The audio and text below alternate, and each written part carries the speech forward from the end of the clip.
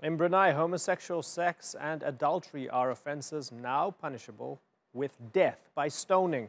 This extreme interpretation of Islamic law came into effect last week. It sparked protests and condemnation from Western nations and celebrities who are urging a boycott of the Sultan's businesses. The UN has appealed to the kingdom to stop what it calls the cruel and inhuman punishment. But the lack of response from neighbouring Muslim-majority countries has sent fear across LGBT communities in the region that a crackdown could spread. Well, to discuss this, I'm joined now from Geneva by Mona Rishmawi. She's the head of the Rule of Law, Equality and Non-Discrimination branch at the Office of the UN High Commissioner for Human Rights. And in Singapore is Assistant Professor Nawab Osman, who researches Southeast Asian Islamic political movements at the Rajaratnam School of International Studies. Good to have you both on the program. Mona, when you came across the news of the new law, what was your immediate reaction? My immediate reaction is that this is really very cruel, especially in a country which has been upholding a moratorium on death penalty since 1957. Brunei Dar es Salaam did not carry out this penalty.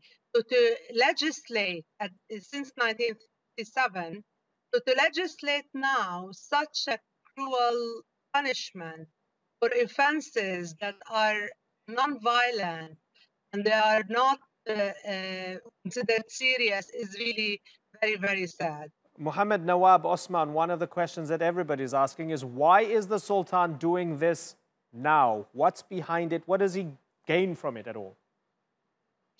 No, I think that the policy is not, the implementation is fairly new, but the policy is not. I think the announcement that was made, in fact, with regards to the implementation of Islamic law occurred much earlier in about 2008. Now, there are numerous theories to why perhaps the Sultan might want to do this. The first being that the Bruneian economy is not doing great. The sort of free taxation system that's in place, various goodies like free housing or and so on that have been offered to placate the Bruneian population are perhaps policies that they are unable to continue. Unemployment rate is up, so all these factors could lead to the unpopularity of the regime.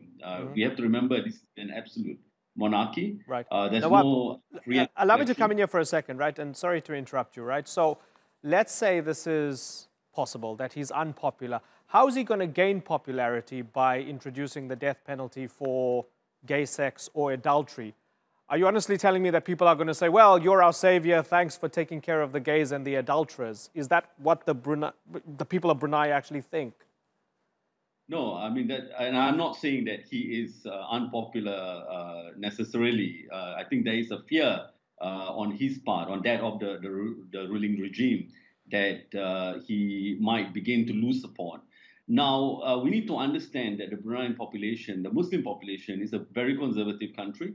There is a rising sense, not just in Brunei, but in Muslim majority countries such as Malaysia and Indonesia, support for more conservative Islamic law is rising. It's unfortunate, but many Muslims support these kind of laws, believing that it will make them better Muslims or create a better Muslim society, which is unfortunate.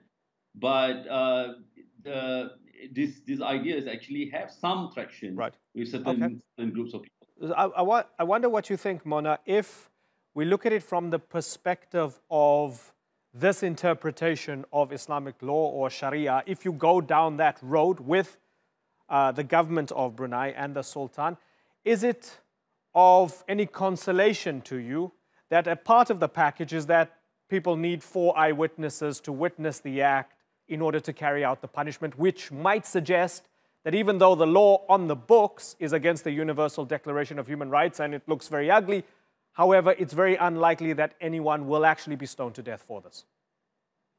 Let me just start perhaps with a different point. I would like to start that there is no contradiction between faith and rights and belief and rights.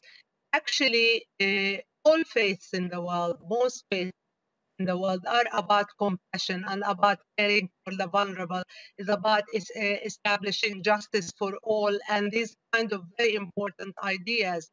And therefore, this kind of very harsh draconian laws often really target the vulnerable. If you are very rich and you can afford a very good lawyer, you can afford,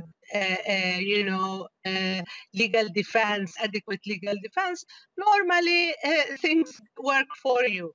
So the people who will mostly be caught by these laws are the people who are already vulnerable, are already undergoing a lot of difficulties. And therefore, there is a basic issue of justice. Go after the most vulnerable of the society to make a point that is really about how the state cares for itself and cares for the religion. I don't think any religion would actually sanction that. Again, for us, Brunei Darussalam is a moratorium country for many decades now, for about 80 years. It's really not for us legislate today on death penalty to add more death penalty crimes is really not the way to go. This is happening at the time when the world is moving away from death penalty. Right.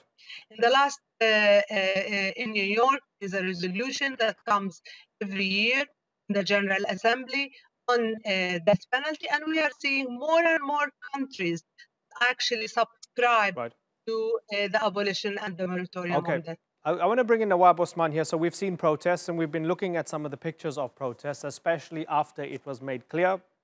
Initially, I think people got the news from celebrities who were boycotting the chain of hotels supported by the Sultan or owned by the Sultan. I mean, I find it really hard to believe that the Sultan doesn't think that adultery and or gay sex happens in his hotels in the Dorchester or in Beverly Hills and so on. Is it going to make a difference when they boycott him and they say, we're not going to support your hotels? Is it going to make a difference at all?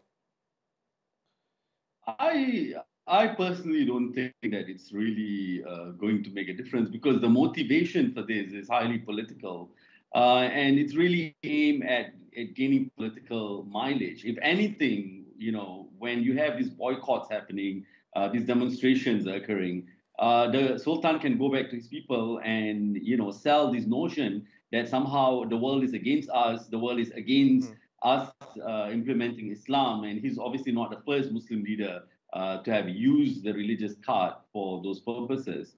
And if anything, it probably might gain him more sympathy. Already, I mean, if you look at the responses from more conservative groups in both Indonesia and Malaysia, they have come out in support, congratulating the Sultan and the country for implementing the law. So I think that, if anything, it will gain him even more political mileage. Okay, some interesting and perhaps ominous things bubbling at the moment. We'll keep a close eye on this. Mona Rishmawi and Nawab Osman for the moment. Let me thank you. I have to move on. Thanks again.